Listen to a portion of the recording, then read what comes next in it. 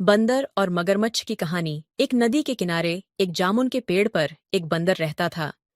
उस पेड़ पर बहुत ही मीठे मीठे जामुन लगते थे। एक दिन एक मगरमच्छ खाना तलाशते हुए पेड़ के पास आया। बंदर ने उससे पूछा तो उसने अपने आने की वजह बताई।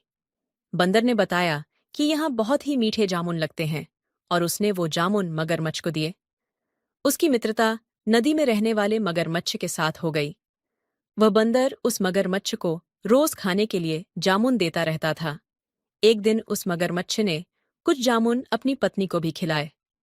स्वादिष्ट जामुन खाने के बाद उसने यह सोचकर कि रोजाना ऐसे मीठे फल खाने वाले का दिल भी खूब मीठा होगा, उसने अपने पति से कहा कि उसे उस बंदर का दिल चाहिए, और वो इसी जिद पर अड़ गई।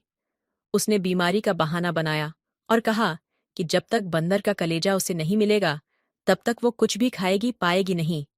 पत्नी की जिद से मजबूर हुए मगरमच्छ ने एक चाल चली और बंदर से कहा कि उसकी भाभी उसे मिलना चाहती है।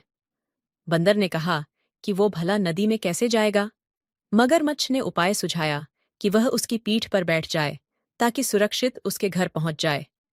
बंदर भी अपने मित्र की बात का भरोसा कर पेड़ से नदी में कूदा और उसकी पीठ पर सवार हो गया।